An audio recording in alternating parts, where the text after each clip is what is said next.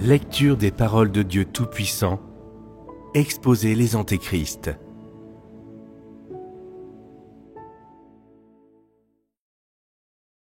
Point 1. Ils essaient de rallier le cœur des gens. Quel genre de choses les antéchrists font-ils en accomplissant leur devoir de dirigeants? Nous venons de parler de la façon dont ils essaient de rallier le cœur des gens, et aussi d'attaquer et d'exclure ceux qui ne sont pas d'accord. Mais les antéchrists partagent une autre manifestation commune. Quelle est leur attitude envers ceux qui poursuivent la vérité? La haine. Et qu'est-ce que cela leur fait faire?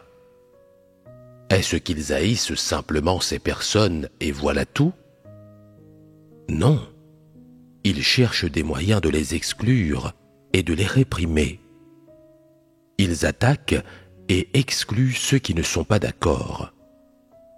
Ces contestataires peuvent être des gens un peu confus, qui ne savent pas comment s'attirer les faveurs des autres, ou qui ne savent pas comment utiliser des philosophies pour des relations mondaines. Il pourrait également s'agir de personnes relativement zélées et qui poursuivent passablement la vérité.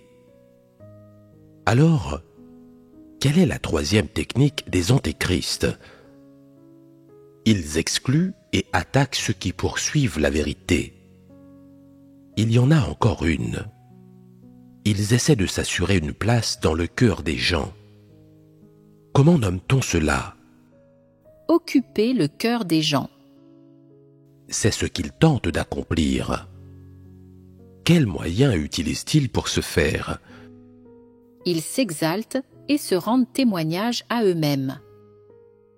Et quel est le but des antéchrists en s'exaltant et en témoignant d'eux-mêmes? C'est d'occuper le cœur des gens et de les contrôler. De quel genre de choses les gens parlent-ils généralement lorsqu'ils s'exaltent et témoignent d'eux-mêmes? L'une de ces choses consiste à parler de leurs qualifications. Par exemple, certaines personnes parlent de la façon dont elles ont accueilli certains dirigeants d'église de haut niveau. Certains disent même « J'ai accueilli Dieu lui-même, et il s'est montré plutôt gentil avec moi. Je vais certainement me perfectionner. » Qu'est-ce qu'ils veulent dire par là? Ils essaient de faire en sorte que les gens les tiennent en haute estime. Ils ont un but en disant ces choses. D'autres disent « Je suis entré en contact avec le supérieur. Il a une assez haute opinion de moi et m'a exhorté à travailler dur dans ma poursuite. » En fait, personne n'a la moindre idée de ce que le supérieur pense d'eux. Certaines personnes exagèrent vraiment les choses, et parfois même les inventent. Ils ne sauraient pas quoi faire si un groupe de personnes se réunissait pour vérifier et inspecter leurs histoires. Le supérieur peut bien dire à quelqu'un « Tu es de bon calibre et tu as une capacité de compréhension. Tu devrais t'entraîner à rédiger ton témoignage d'expérience. Une fois que tu auras une expérience de vie, tu pourras devenir dirigeant. » Quelle en est l'implication? Même si cette personne est talentueuse, elle a encore besoin de s'entraîner et d'expérimenter des choses pendant un certain temps. Lorsque cette personne se vante et se met en valeur avant de s'entraîner ou de gagner de l'expérience, quelle en est la nature?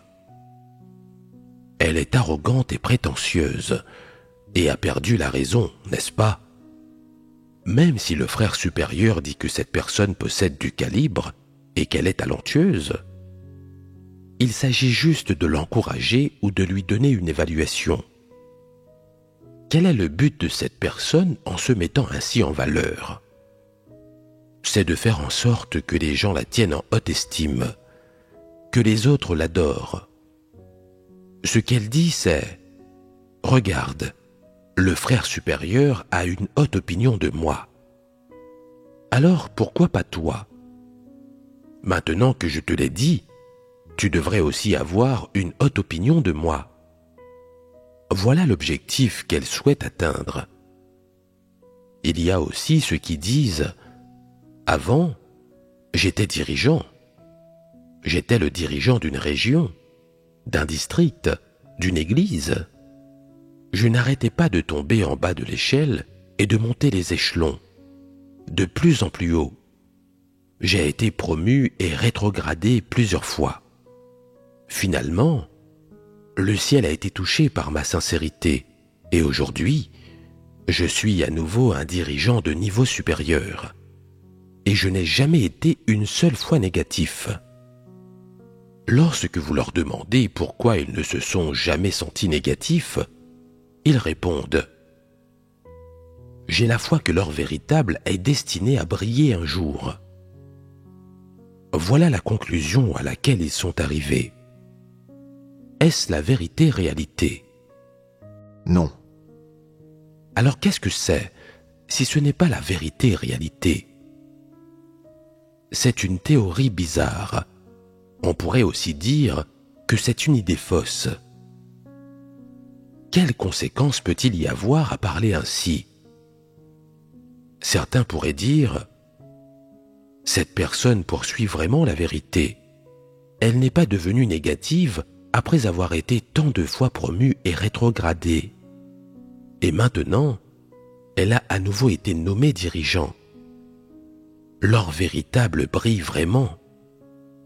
Ce n'est qu'une question de temps avant qu'elle ne soit perfectionnée. N'est-ce pas ce que la personne visait? En fait, c'est exactement ce qu'elle visait.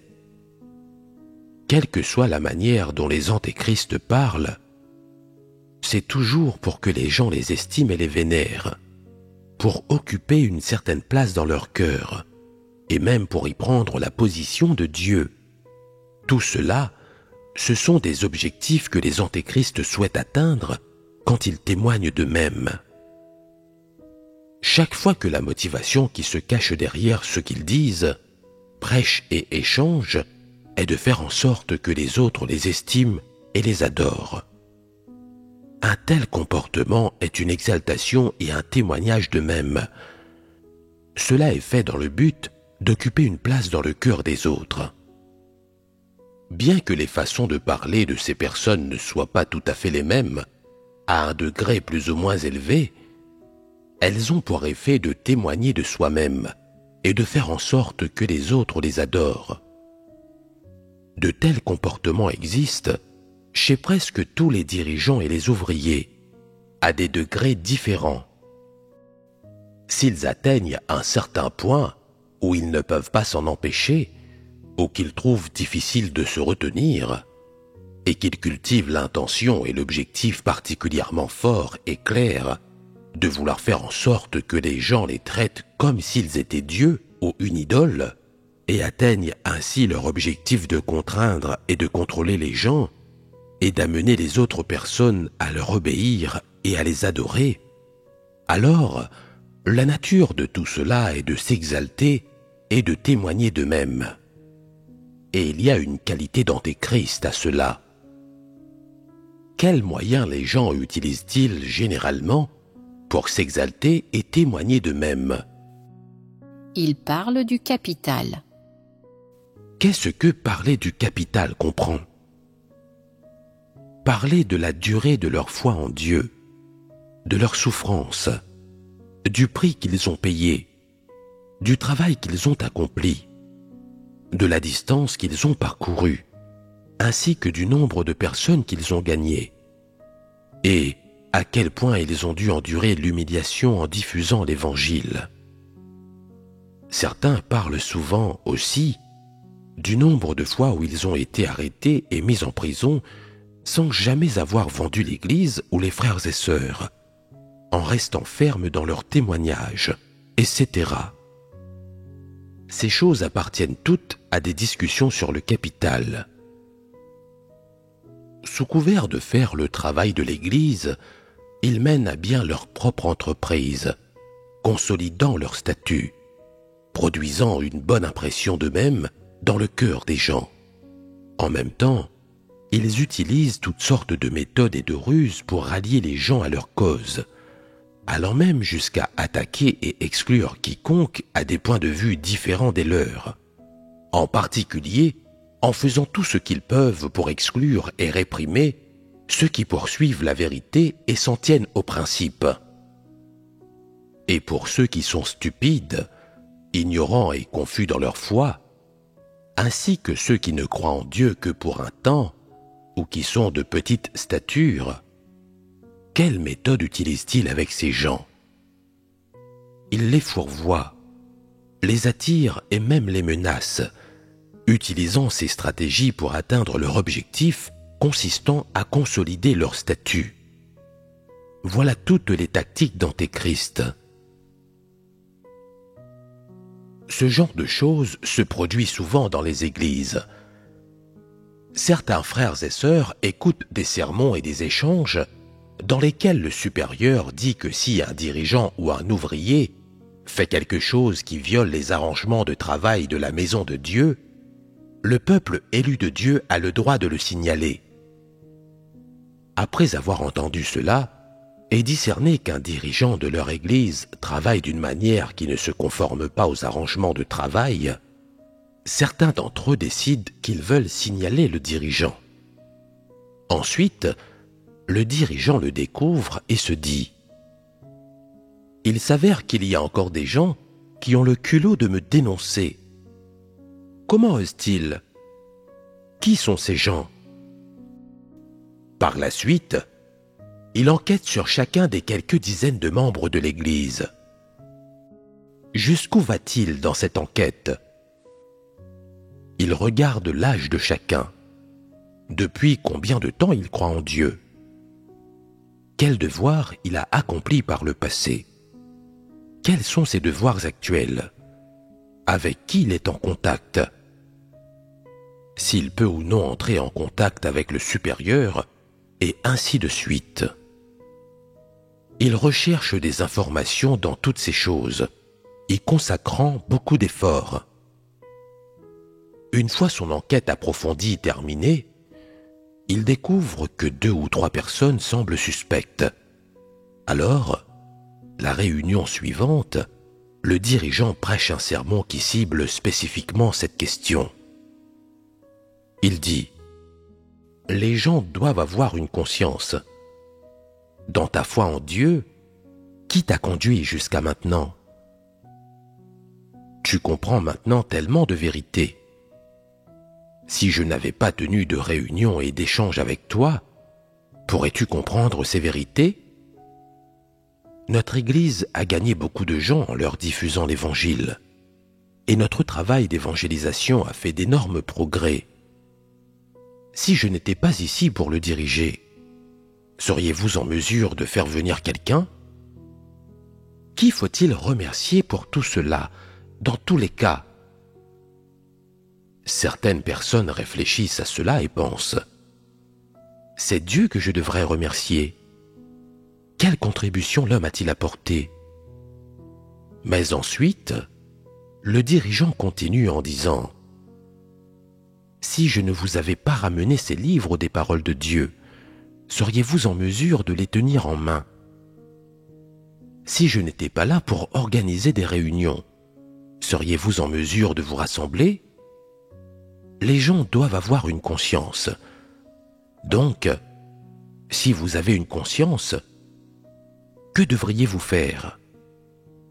Lorsque votre dirigeant commet occasionnellement une erreur mineure, vous ne devez pas enquêter sur cette erreur de façon trop minutieuse. En t'emparant de ses défauts et en refusant de le lâcher, tentes-tu de te révolter contre lui? Si quelque chose de mineur se produit, nous devons le gérer en interne.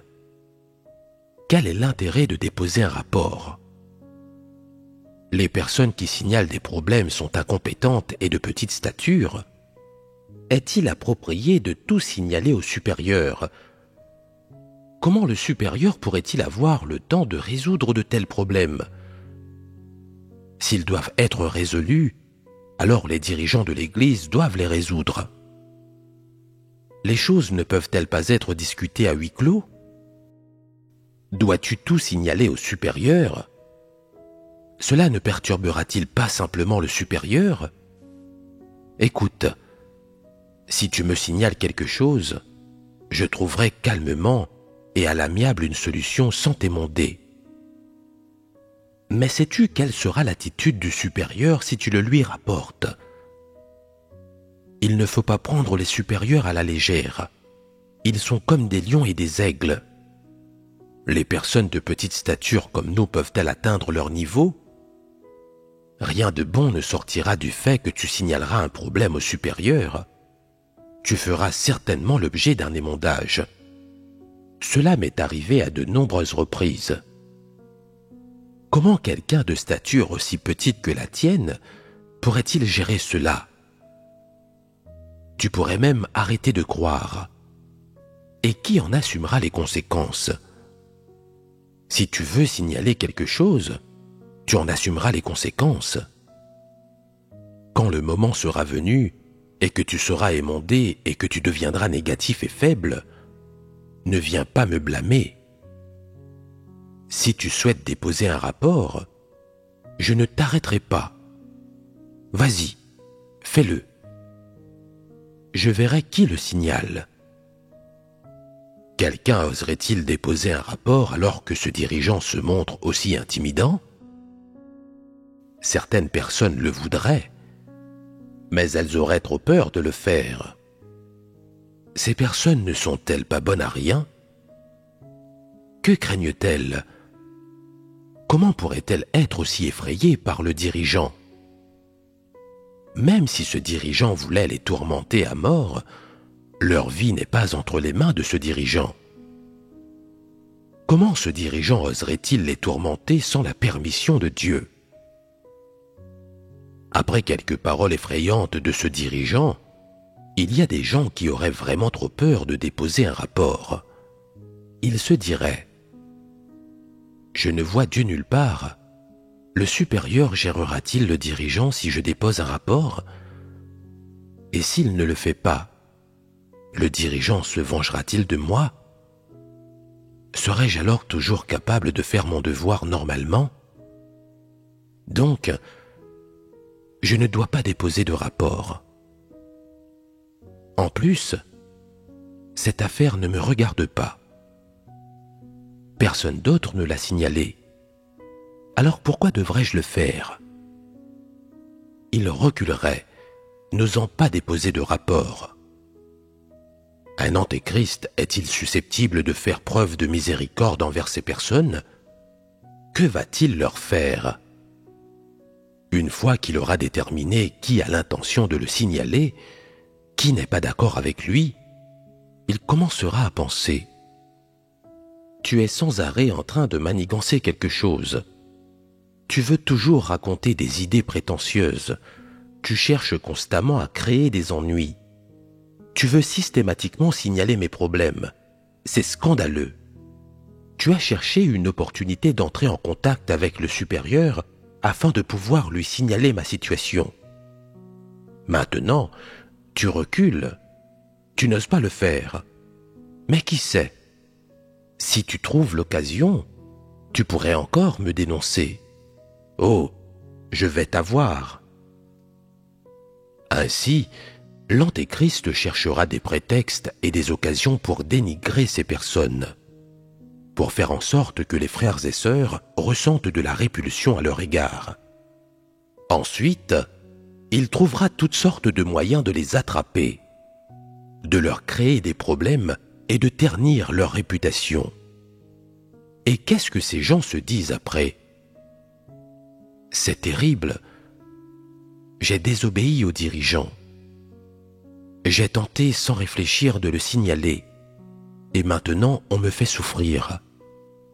Je dois me rappeler cette leçon. Je ne dois absolument pas offenser le dirigeant. En ce moment, c'est ce dirigeant qui mène le jeu. S'il dit Est, je ne peux pas dire Ouest. S'il dit 1, je ne peux pas dire 2. Je dois faire tout ce que le dirigeant me dit de faire. Je ne dois absolument pas contacter le supérieur pour signaler des problèmes. c'est vraiment grave.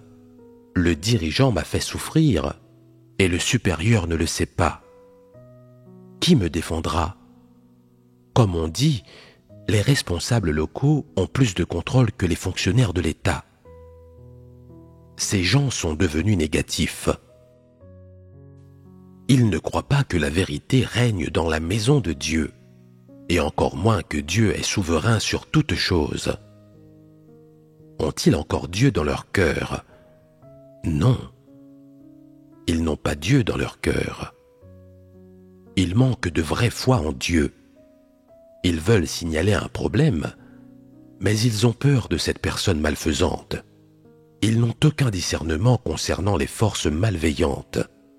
Cette personne malfaisante les a fait souffrir à l'endroit où elle détient le pouvoir, et ils sont devenus des bons à rien. À l'origine, ils avaient un peu le sens de la justice, ce qui est une qualité souhaitable. Mais parce qu'ils ne comprennent pas la vérité et ne savent pas comment agir selon les principes, ils ont été écrasés par cette personne malfaisante, ce faux dirigeant et cet antéchrist, jusqu'à en perdre toute foi. Ils ne savent pas comment compter sur Dieu pour chercher la vérité ou agir en se basant sur la sagesse. Maintenant, ils deviennent effrayés et craintifs chaque fois qu'ils voient un antéchrist. À quel point ont-ils peur? Ils pensent: les personnes malfaisantes détiennent le pouvoir dans ce monde. Quel que soit le groupe dans lequel je suis, je dois bien me comporter. Je manque de ce genre de férocité et de courage. Donc, où que j'aille, je devrais endurer volontairement les mauvais traitements et obéir volontairement aux autres. Je dois les traiter comme mes ancêtres. S'ils disent Est, je ne peux pas dire Ouest. Je ne peux pas exprimer d'opinions divergentes. Je ne peux pas déposer de rapport sur les problèmes des autres. Et je ne peux pas me mêler des affaires des autres. Je ne peux me concentrer que sur la croyance en Dieu. Je ne dois pas offenser les dirigeants et les ouvriers.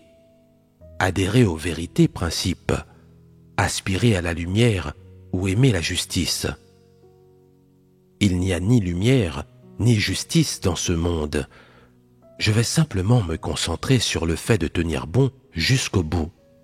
Et où que j'aille à l'avenir, me rappeler de toujours donner la priorité au fait de préserver la paix. Voilà la conclusion à laquelle ils parviennent. N'ont-ils pas été battus par cet antéchrist? Qu'est-ce qui le confirme? Après avoir été réprimés par cet antéchrist, ils sont devenus totalement effrayés. Ils ont trop peur de dire ou de faire quoi que ce soit. Ils ont perdu leur vraie foi et ne font plus leur devoir de façon loyale.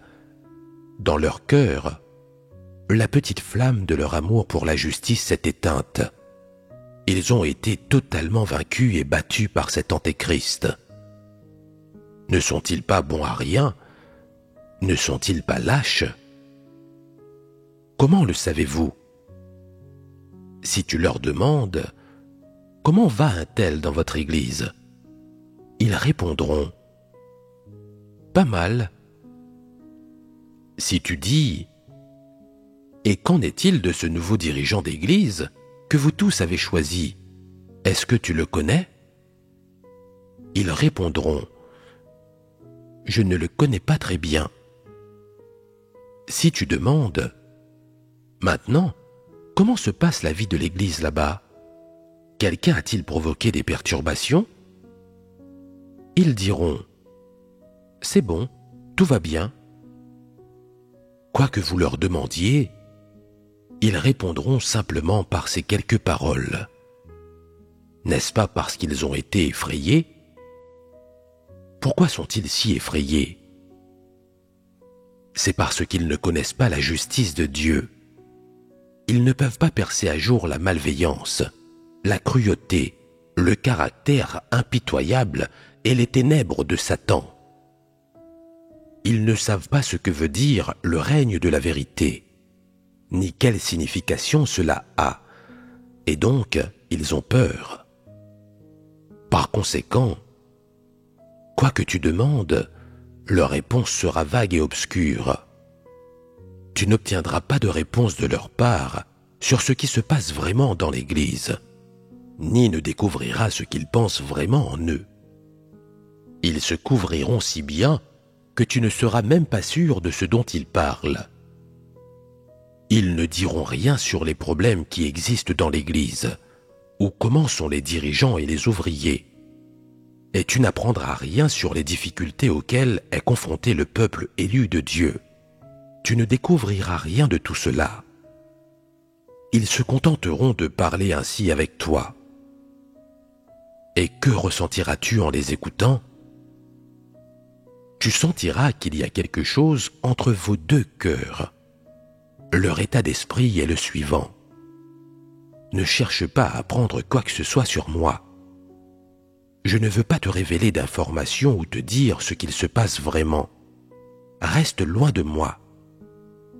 Si tu tentes de me faire dire ce qu'il se passe dans l'Église, alors tu essaies de me causer des ennuis et de perturber mon environnement de vie, ma routine et ma situation actuelle.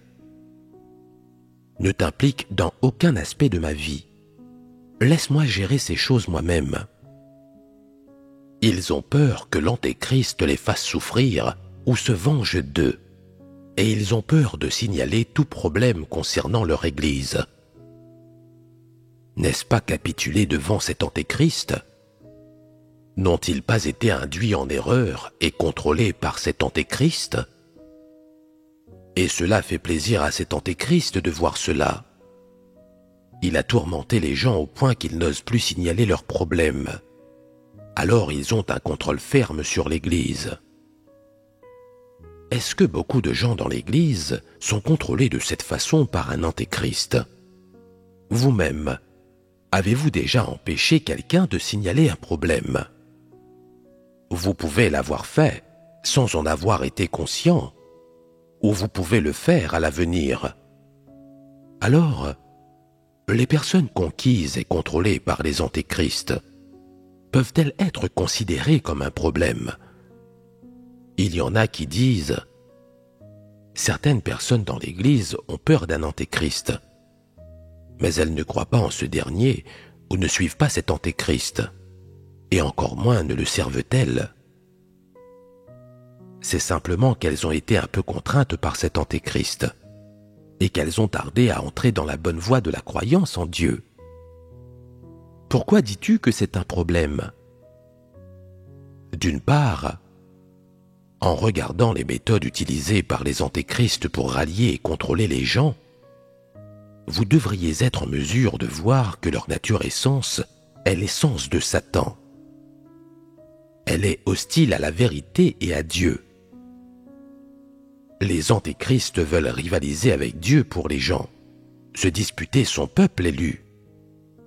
D'autre part, les méthodes et les moyens par lesquels les antéchrists fonctionnent peuvent effectivement avoir un effet sur les personnes qui sont stupides, ignorantes, confuses et qui ne comprennent pas la vérité. Ils peuvent en effet fourvoyer ces personnes, les forcer à bien se comporter sous le contrôle des antéchrists et leur faire consulter les antéchrists et se conformer à eux en toutes choses. Non seulement les antéchrists font taire ces personnes, mais ils contrôlent également leurs actions. Ils influencent leurs pensées et leurs idées et affectent la direction qu'elles prennent. Ce sont les effets et les conséquences que les actions des antéchrists apportent à ceux qui sont stupides et ignorants. Je viens de parler de diverses vérités relatives à l'accomplissement du devoir d'un dirigeant ou d'un ouvrier. J'ai également exposé certains problèmes que possèdent les dirigeants et les ouvriers en me concentrant principalement sur les manifestations du type de personne le plus sévère. Et de quel type de personne s'agit-il? Des antéchrists. Quelle est une manifestation commune à tous les antéchrists? Ils tentent de s'emparer du pouvoir et de contrôler l'Église. Leur désir de pouvoir surpasse tout le reste. Le pouvoir est leur vie, leur racine. C'est le thème, la direction et le but autour desquels tourne tout ce qu'ils font dans la vie. Par conséquent, les actions des antéchrists et les tempéraments qu'ils révèlent sont identiques aux tactiques que Satan utilise pour fourvoyer, conquérir et contrôler les gens. On peut dire que tout ce que fait ce genre de personne n'en fait rien de moins qu'un exutoire, une incarnation et une expression de Satan. Le but principal de chacune de leurs actions et de tout leur comportement est de posséder le pouvoir. Et qui tentent-ils de contrôler? Ce sont les gens qu'ils dirigent, qui sont des disciples de Dieu. Ce sont les gens qui sont sous leur pouvoir, qu'ils sont capables de contrôler.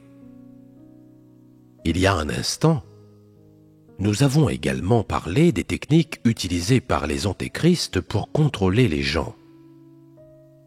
La première est d'essayer de rallier le cœur des gens. La deuxième est d'attaquer et d'exclure ceux qui ne sont pas d'accord. La troisième est d'exclure et d'attaquer ceux qui poursuivent la vérité. La quatrième est de constamment s'exalter et se rendre témoignage à eux-mêmes. Et la cinquième est d'induire les gens en erreur, les attirer, les menacer et les contrôler. Ces 5 manifestations majeures sont toutes des techniques et des moyens de base utilisés par les antéchrists pour obtenir le pouvoir et posséder et contrôler les gens. Ce sont les catégories générales. Ensuite, nous disséquerons et échangerons plus en détail sur ces catégories générales. Analyse de la manière dont les antéchrists essaient de rallier le cœur des gens. A. Attirer les gens avec de petites faveurs. La première technique utilisée par les antéchrists pour contrôler les gens consiste à les faire se rallier à leur cause. Combien de façons y a-t-il de rallier le cœur des gens? Les attirer avec de petites faveurs est une façon. Parfois, les antéchrists donnent aux gens de belles choses. Parfois, ils les complimentent, parfois, ils leur font de petites promesses. Et parfois, les antéchrists voient que certains devoirs peuvent permettre aux gens d'être sous les projecteurs, ou que d'autres pensent que ces devoirs peuvent apporter des avantages à celui qui les fait, et faire en sorte que tout le monde les estime, et ils attribuent ces devoirs à ceux qu'ils veulent rallier à leur cause. Les petites faveurs comprennent beaucoup de choses. Parfois, ce sont des choses matérielles. Parfois, ce sont des choses intangibles. Parfois, ce sont des paroles agréables que les gens veulent entendre. Par exemple, une personne devient faible quand quelque chose lui arrive et perd sa motivation dans son devoir. Et quand elle compare sa faiblesse aux paroles de Dieu, elle se rend compte que c'est de la déloyauté envers Dieu, une réticence à faire son devoir, un manque de vraie soumission, et elle se sent vraiment blâmable. Un dirigeant, voyant cela, peut dire « Tu n'as qu'une petite stature. Dieu ne verra pas ce problème de cette façon. Tu ne crois en Dieu que depuis peu de temps. Tu ne peux pas en attendre autant de toi-même. Ce genre de choses prend du temps. Tu ne peux pas aller trop vite. Dieu n'a pas d'exigence élevée envers les gens. Et pour toi, une personne qui croit en lui depuis peu de temps seulement, être parfois un peu faible est normal, et tu ne devrais pas t'en préoccuper. Ce que cela signifie, c'est qu'il n'y a pas à se préoccuper d'être faible, qu'il y a moins à se préoccuper que de continuer à être faible, que tout cela est une négativité normale, et Dieu ne s'en souvient pas. Certaines personnes sont trop sentimentales et elles sont toujours contraintes par leurs sentiments lorsqu'elles font leurs devoirs. Et leur dirigeant dit « Ça va, c'est dû à ta petite stature. » Certaines personnes sont paresseuses et déloyales dans leurs devoirs, mais leur dirigeant ne les réprimande pas.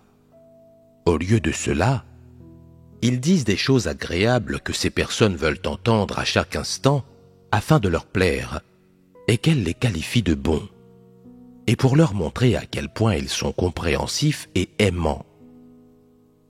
Ces personnes pensent « Notre dirigeant est comme une mère aimante. Il ressent vraiment de l'amour pour nous. Il représente vraiment Dieu. Il vient vraiment de Dieu. » Dans cela, l'implication tacite est que leur dirigeant peut agir comme le porte-parole de Dieu, qu'il peut représenter Dieu. Est-ce là le but de ce dirigeant? Peut-être que ce n'est pas si clair, mais l'un de ses objectifs est évident. Il voudrait que les gens disent qu'il est un merveilleux dirigeant, attentionné envers les autres, compatissant envers les faiblesses des gens et comprenant très bien leur cœur. Lorsqu'un dirigeant d'église voit des frères ou des sœurs faire leurs devoirs superficiellement, il pourrait ne pas les réprimander, bien qu'il le devrait. Quand il voit clairement que les intérêts de la maison de Dieu sont en train de souffrir, il ne s'en soucie pas ou ne pose pas de questions, et il ne provoque pas la moindre offense aux autres. En fait, ils ne tiennent pas réellement compte des points faibles des autres. Au lieu de cela, leur intention et leur but est d'essayer de rallier le cœur des gens. Ils en sont pleinement conscients que, tant que je fais ça et ne fais offense à personne, on pensera que je suis un bon dirigeant. On aura une bonne et haute opinion de moi. Je serai approuvé et apprécié. Il ne se soucie guère des torts causés aux intérêts de la maison de Dieu, ou à quel point le peuple élu de Dieu subira de grandes pertes dans son entrée dans la vie, ou à quel point leur vie d'église sera perturbée. Ils persévèrent simplement dans leur philosophie satanique et s'abstiennent de faire offense à quiconque. Il n'y a jamais dans leur cœur de culpabilité. Quand ils voient quelqu'un provoquer des interruptions et des perturbations, tout au plus, ils parleront un peu de cela avec eux, minimisant le problème avant de tourner définitivement la page. Ils n'échangeront pas sur la vérité, ou ne révéleront pas non plus l'essence du problème de cette personne-là. Et encore moins disséqueront-ils son état, et ils n'échangeront jamais sur ce que sont les intentions de Dieu. Un faux dirigeant n'expose ou ne dissèque jamais le genre d'erreurs que les gens commettent fréquemment, ni les tempéraments corrompus que les gens révèlent souvent. Ils ne résolvent aucun problème réel, mais ils encouragent toujours les pratiques erronées et les révélations de corruption des gens. Et quelle que soit la négativité et la faiblesse des gens, ils ne prennent pas cela sérieusement. Ils prêchent simplement quelques formules et doctrines, et disent quelques paroles d'exhortation pour traiter la situation de manière superficielle, essayant de maintenir l'harmonie. En conséquence, le peuple élu de Dieu ne sait pas comment réfléchir sur lui-même, ni comment se connaître lui-même. Il n'y a aucune résolution face à n'importe quel tempérament corrompu qu'il révèle. Et il vit au milieu des paroles et des doctrines, des notions et de l'imagination, sans aucune entrée dans la vie. Ils ont même au fond d'eux cette croyance. Notre dirigeant a encore plus de compréhension pour nos faiblesses que Dieu. Notre stature est trop petite pour être à la hauteur des exigences de Dieu, mais nous n'avons qu'à satisfaire aux exigences de notre dirigeant. En nous soumettant à notre dirigeant, nous nous soumettons à Dieu. Si un jour le supérieur envoie notre dirigeant, nous nous ferons entendre. Pour garder notre dirigeant et empêcher qu'il soit renvoyé, nous négocierons avec le supérieur et nous le forcerons à accepter nos demandes. C'est ainsi que nous ferons ce qu'il faut pour notre dirigeant. Lorsque les gens ont de telles pensées dans leur cœur, lorsqu'ils ont établi une telle relation avec leur dirigeant et que ce genre de dépendance, d'envie et d'adoration s'est élevé dans leur cœur envers lui, ils en viennent à avoir une foi toujours plus grande dans ce dirigeant et veulent tout le temps écouter les paroles du dirigeant, plutôt que de chercher la vérité dans les paroles de Dieu. Un tel dirigeant a presque pris la place de Dieu dans le cœur des gens. Si un dirigeant est disposé à entretenir une telle relation avec les élus de Dieu, s'il retire de cela un sentiment de plaisir dans son cœur et croit que les élus de Dieu doivent le traiter ainsi, alors il n'y a aucune différence entre ce dirigeant et Paul.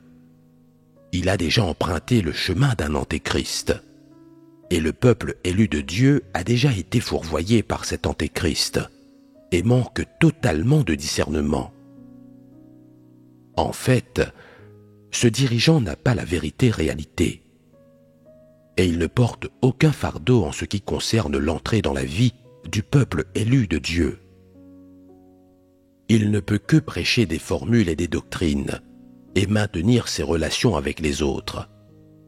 Il est doué pour se mettre en valeur en utilisant des méthodes hypocrites. Ses discours et ses actions s'accordent avec les notions des gens, et il induit ainsi les gens en erreur. Il ne sait pas comment échanger sur la vérité ou se connaître lui-même, ce qui l'empêche de mener les autres vers la vérité réalité. Il ne travaille que dans l'intérêt de sa réputation et de son statut, et il ne dit que des paroles agréables à entendre qui piègent les gens.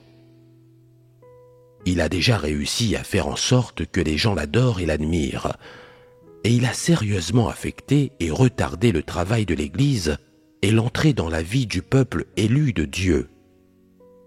Une personne comme celle-ci n'est-elle pas un antéchrist?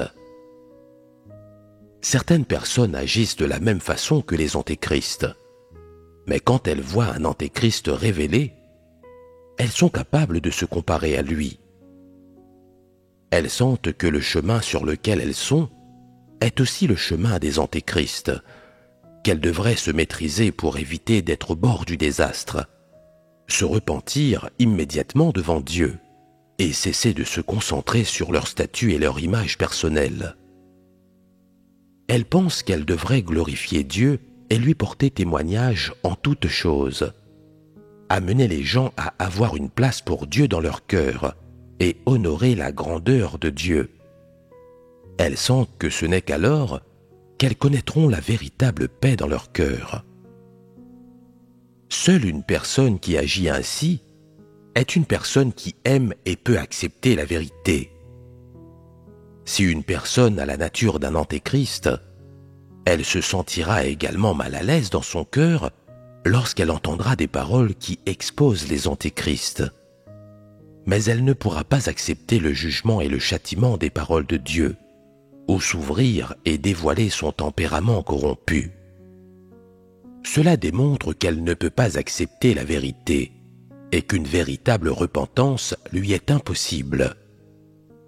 Elle va persister à affirmer son statut, à profiter des avantages du statut et à profiter du peuple élu de Dieu qui l'adore et l'admire. Cela fait que ce qu'elle a induit en erreur s'écartent du droit chemin et des paroles de Dieu. Ils évitent Dieu et suivent plutôt cette personne. Pourtant, cette personne ne réfléchit pas du tout sur elle-même. Ignorant qu'elle est déjà en péril, elle a encore une assez bonne opinion d'elle-même et continue à fourvoyer les autres et à les rallier à sa cause. Tant que les gens écoutent ce qu'elle dit et lui obéissent, alors peu importe à quel point ces gens sont superficiels ou irresponsables dans l'accomplissement de leurs devoirs, elle fermera les yeux là-dessus. De plus, elle se réjouira de profiter de ces gens ignorants et stupides qui l'adorent et l'admirent, et lui accordent même leur protection, ne permettant à personne de les exposer ou de les discerner. Ce faisant, l'Antéchrist n'établit-il pas un royaume indépendant? Un Antéchrist ne fait pas de travail réel.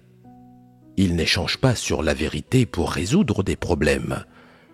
Il ne guide pas les gens en mangeant et en buvant les paroles de Dieu et en entrant dans la vérité réalité. Il ne travaille que pour le statut, la renommée et le gain. Il ne se soucie que de se faire une place, de protéger la place qu'il occupe dans le cœur des gens et de faire en sorte que tout le monde l'adore, l'admire et le suive tout le temps. Voilà les objectifs qu'il veut atteindre. C'est ainsi qu'un Antéchrist essaie de rallier le cœur des gens et de contrôler le peuple élu de Dieu. N'est-ce pas une façon malveillante de travailler? C'est tout simplement trop dégoûtant. Il travaille ainsi pendant un certain temps, rendant les gens bien disposés envers lui, confiants à son égard, dépendants de lui. Mais quelles en sont les conséquences? Ces gens ne sont pas simplement incapables de comprendre la vérité. Ils ne se contentent pas de ne pas progresser du tout dans leur entrée dans la vie. Au contraire, ils adoptent l'Antéchrist comme leur parent spirituel, comme un substitut de Dieu, permettant à l'Antéchrist de remplacer le statut de Dieu dans leur cœur. Quand quelqu'un a un souci, il ne vient plus devant Dieu, et quel que soit le problème qui lui arrive, il ne prie pas Dieu ou ne compte pas sur lui, ni ne cherche la vérité dans ses paroles. Au lieu de cela, il va questionner ce dirigeant à ce sujet. Il demande au dirigeant de lui montrer le chemin, et de plus en plus, il admire ce dirigeant et dépend de lui.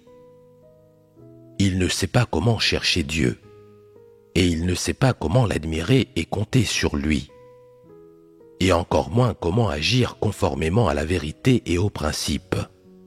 Peu importe ce qui lui arrive, il attend en retenant son souffle que le dirigeant donne une directive à ce sujet. Il fait tout ce que le dirigeant lui dit de faire, et il se conforme à n'importe quelle directive du dirigeant, en faisant en sorte que les gens en arrivent à ce stade.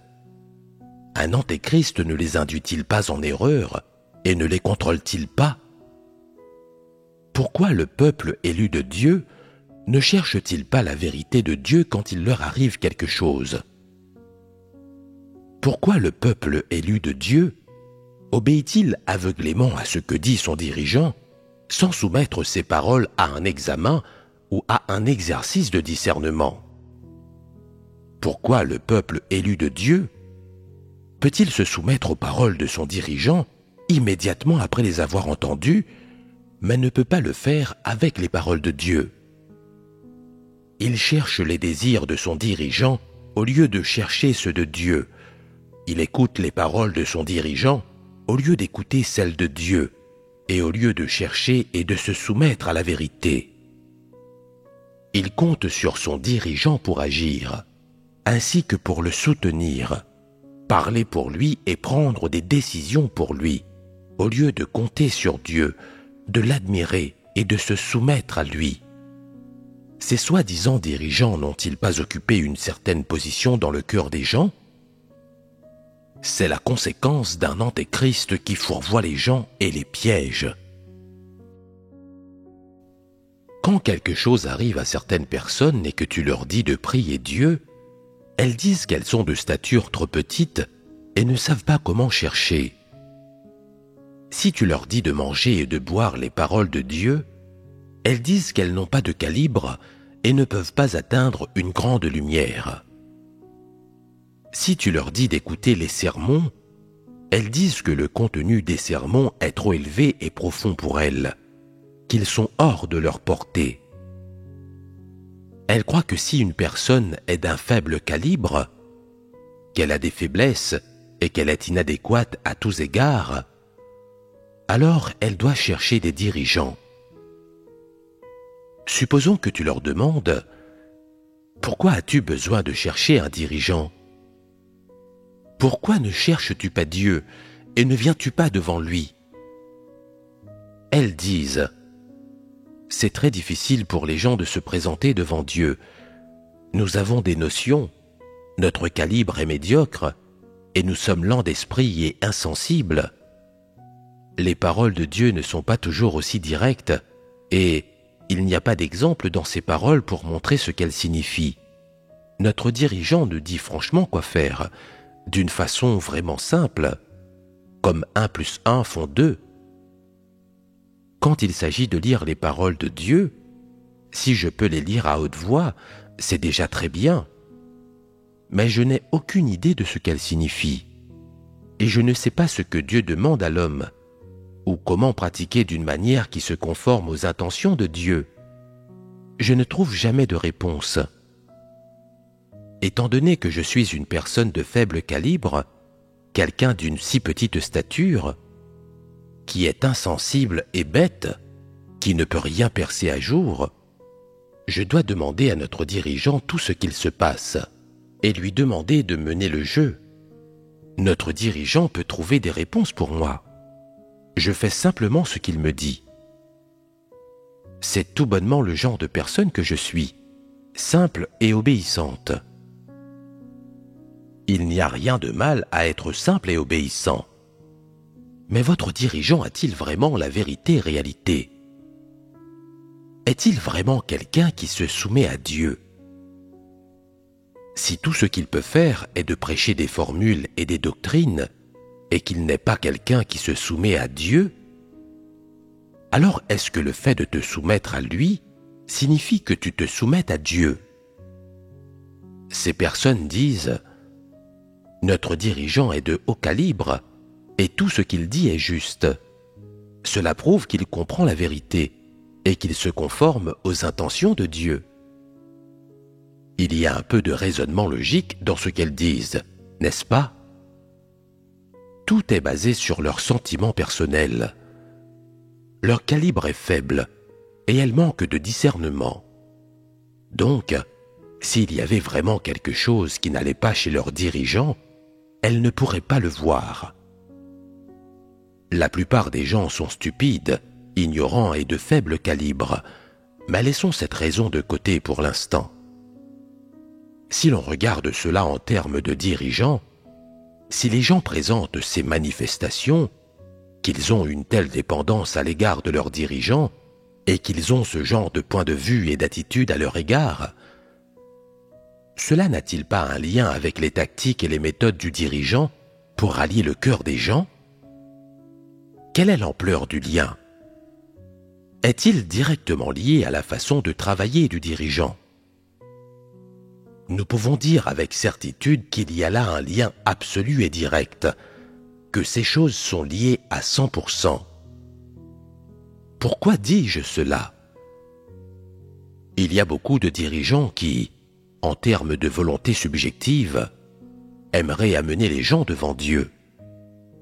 Mais parce qu'ils ne comprennent pas la vérité, ou ne savent pas comment résoudre divers problèmes réels, ils ne peuvent s'occuper que de certaines tâches administratives et d'affaires générales, et se mettent en valeur pour que les gens les estiment.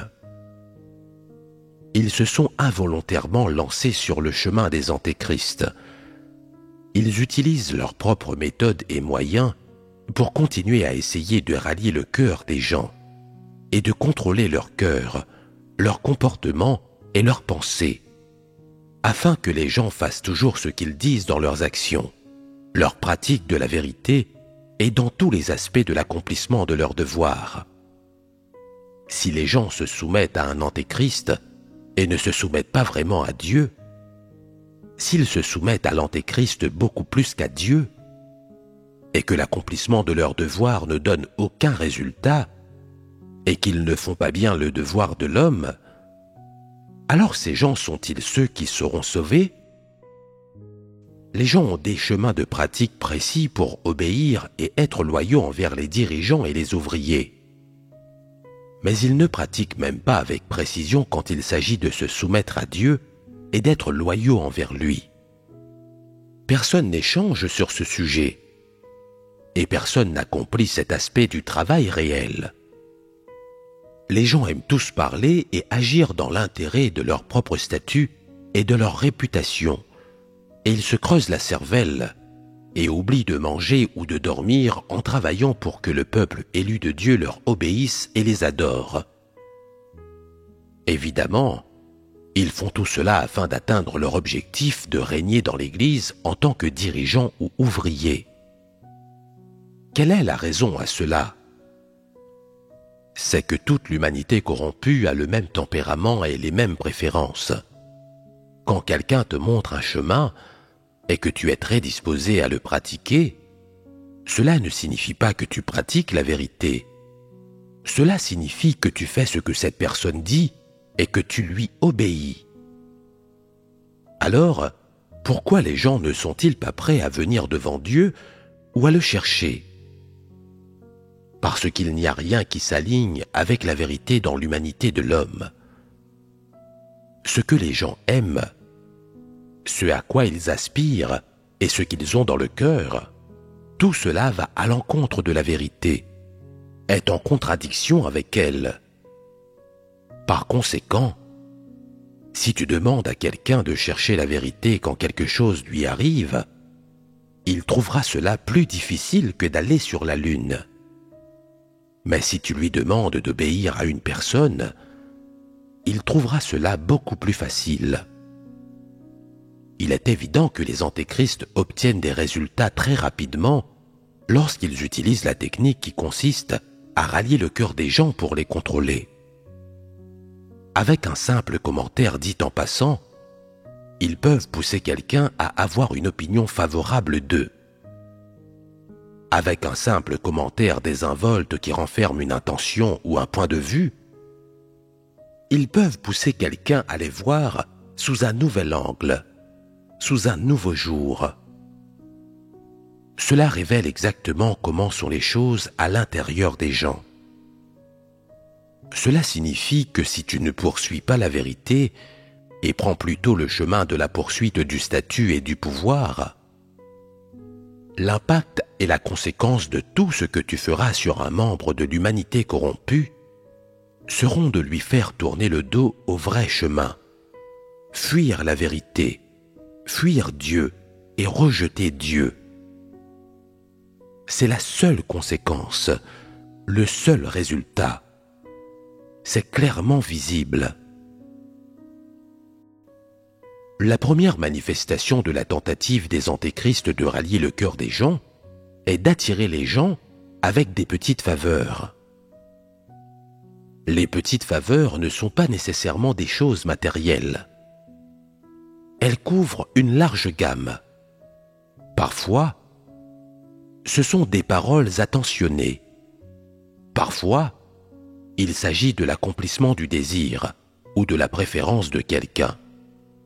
Et parfois, ils ressentent les pensées de quelqu'un et disent toutes les choses agréables que cette personne veut entendre, pour faire croire à cette personne que son dirigeant est très bon et très compréhensif.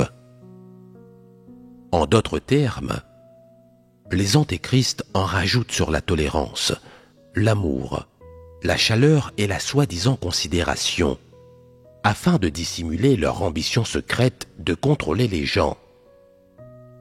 Si les frères et sœurs ont donné de belles choses, par exemple, ils peuvent en partager quelques-unes avec qui ils sont en bons termes. Ils utilisent ces petites faveurs pour rallier le cœur des gens et les acheter. S'il y a un travail peu exigeant dans l'Église, qui n'implique pas d'exposition aux éléments, et qui peut permettre à quelqu'un de se mettre sous les feux de la rampe, ils demanderont à ceux avec qui ils sont en bons termes de le faire. Pourquoi sont-ils capables de faire cela ? D'une part, parce que, fondamentalement, ils n'aiment pas la vérité et agissent sans principe. D'autre part, parce qu'ils réservent ce bon devoir à ceux avec qui ils sont en bons termes, puis leur disent des choses agréables afin que ces personnes leur soient reconnaissantes. Ce faisant, ils atteignent leur objectif de rallier le cœur des gens. Cette tactique ne consiste pas simplement à donner de petites choses et à dire quelque chose de gentil ici ou là. Il y a une intention, un but. Et quel en est le but? C'est censé laisser aux gens une évaluation favorable d'eux dans leur cœur. S'il y a un groupe de 10 personnes, ils commenceront par les jauger. Sur ces 10, il y en a 2 qui sont doués pour lécher les bottes des gens. Je n'ai pas besoin de m'ennuyer avec eux, et ils vont tout de même me cirer les bottes. Ensuite, il y a 2 personnes confuses. Elles feront ce que je dis si je leur donne quelques avantages. 2 autres sont des gens d'un certain calibre. Tant que je prêche quelques sermons nobles et que je leur dis des paroles impressionnantes, ils céderont face à moi. Ensuite, il y en a 3 qui semblent poursuivre la vérité, donc ils seront un peu difficiles à gérer. J'aurai besoin d'obtenir une lecture claire de leur situation réelle, de voir ce dont ils ont besoin, puis de les satisfaire. Si l'un d'entre eux ne se laisse pas manipuler et ne m'obéit pas, je finirai par m'en occuper et l'éliminer. Même si le dernier est contre moi, il ne me causera que peu de problèmes et ce sera facile de se charger de lui. D'un simple coup d'œil, ils peuvent déterminer qui, dans un groupe, ils seront gérés et qui ils ne seront pas gérés. Comment peuvent-ils le savoir si rapidement? Ils en sont capables parce que leur cœur est rempli de politique et de philosophie satanique. Les principes de leur conduite et leur façon de se comporter et d'interagir avec les autres ne consistent pas à s'entendre amicalement avec les gens ou à avoir des relations interpersonnelles normales. Ils ne consistent pas à aider ou à subvenir aux besoins des autres, ou à les édifier, ou à interagir avec les autres sur un pied d'égalité, ou à utiliser les vérités principes pour gérer les choses et traiter avec les autres. Ils ne possèdent absolument pas le moindre de ces principes. Quels sont leurs principes? Comment chaque personne me considère-t-elle dans son cœur? Je n'ai pas besoin de m'ennuyer avec ceux qui ont une haute opinion de moi, qui m'ont dans leur cœur, qui ont peur de moi, qui me respectent et qui me révèrent. Je devrais faire telle ou telle chose avec ceux qui ne me révèrent pas, et je devrais faire telle ou telle chose avec ceux qui me révèrent, mais qui n'ont pas encore tout à fait cédé face à moi. Et quant à ceux qui ne prêtent généralement pas beaucoup d'attention aux autres, je devrais faire telle et telle chose à leur sujet. Ils procèdent étape par étape pour contrôler les gens. Pourquoi élaborent-ils ces étapes et ces pensées? Parce que le désir de pouvoir dans leur cœur est incontrôlable. S'ils devaient s'entendre de façon amicale avec les gens d'un groupe, ils se sentiraient assez insatisfaits et indignes. Alors quel est leur but? Faire en sorte que chacun ait une place pour eux dans son cœur. Si ce n'est pas la première place, alors la deuxième place. Et si ce n'est pas la deuxième, alors la troisième. Interagir avec les autres sur un pied d'égalité ne suffira tout simplement pas. En tant que dirigeant, ces gens peuvent-ils tenir compte des opinions divergentes des autres? Ils ne le peuvent pas. Autour de quoi tourne tout ce qu'ils font? Tout ce qu'ils font tourne autour du pouvoir. Quelles sont les choses qu'ils font qui tournent autour du pouvoir? Tout d'abord, ils sont de ton cœur et s'en emparent. C'est-à-dire qu'ils t'achètent d'abord et te font ouvrir à eux. Ils t'arrachent tes vrais sentiments et découvrent ta véritable opinion à leur sujet. Ayant saisi cela, Ils adaptent leur méthode à chaque situation, agissant sur chaque cas, individuellement. Ils veulent contrôler le cœur des gens, et quand ils trouvent quelqu'un qui n'est pas d'accord avec eux, quelqu'un qui ne les révère pas, quelqu'un qui ne leur est pas loyal, alors c'est à ce moment-là qu'ils frappent et tourmentent cette personne. Donc, l'impulsion des antéchrists pour rallier le cœur des gens, c'est le pouvoir. Et quelles sont les méthodes et les techniques qu'ils utilisent pour acquérir du pouvoir? Ils comprennent, saisissent et contrôlent totalement le cœur des gens. Par quoi les pensées des gens sont-elles contrôlées? Par leur cœur et par leur nature. Lorsque le cœur de quelqu'un est contrôlé par un antéchrist, les idées et les pensées de cette personne ne sont plus un souci. Une fois que l'antéchrist contrôle le cœur de quelqu'un, il contrôle toute sa personne.